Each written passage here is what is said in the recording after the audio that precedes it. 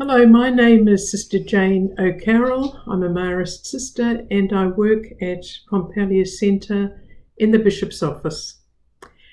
And I am currently involved in what we call the Tautoko group, which is the interacting group between the bishops and the congregational leaders and the Royal Commission of Abuse, which is going on at the moment. I'm a member of that group and involved in preparing information and responding to requests for information. If one member suffers, all suffer with him. This is what Pope Francis wrote talking about abuse in the church, which is the topic of this little video. The Church acknowledges the suffering endured by minors, many minors, due to sexual abuse, the abuse of power, the abuse of conscience perpetrated by a significant number of clerics and consecrated persons.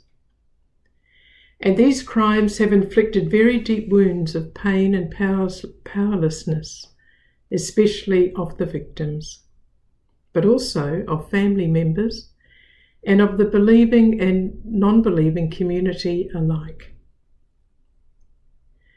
So looking back to the past, no effort, we understand, will ever be sufficient to beg pardon or to seek to repair the harm done.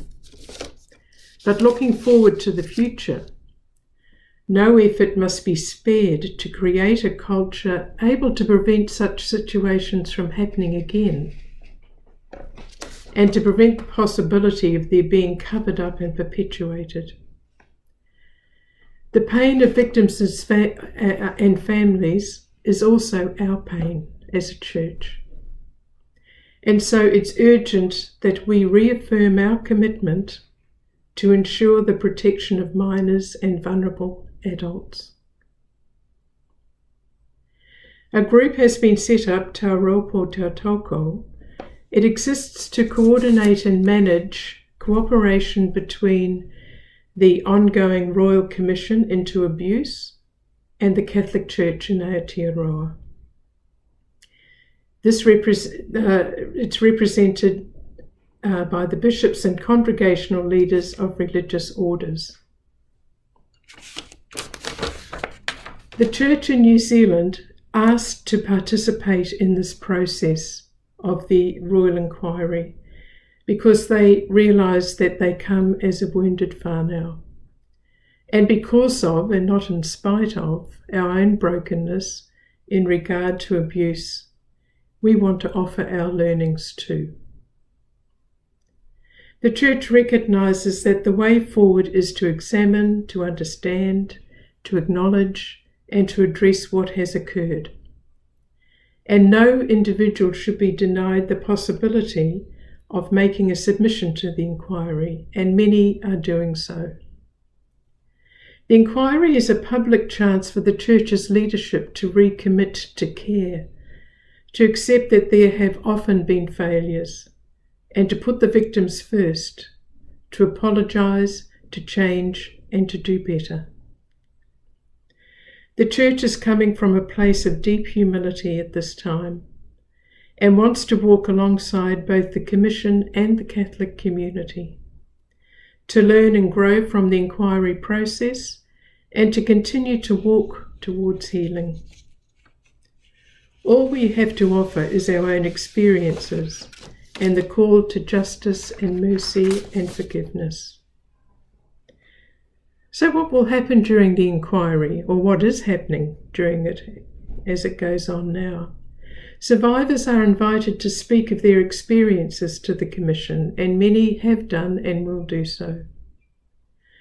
The Commission is requesting state and faith-based institutions to provide information and evidence for the inquiry.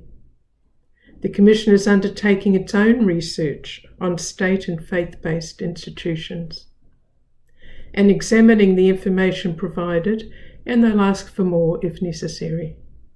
and the Church has cooperated fully with all these requests. A series of hearings will be held, and specific cases will be examined, and you may see some of these referred to in the media. The Commission will issue papers, make 2 reports, provide findings and make recommendations, and necessary changes to existing structures address abuse, neglect and redress. And that's what we want to. So just some questions that you might like to discuss among yourselves. What am I feeling as this topic is raised?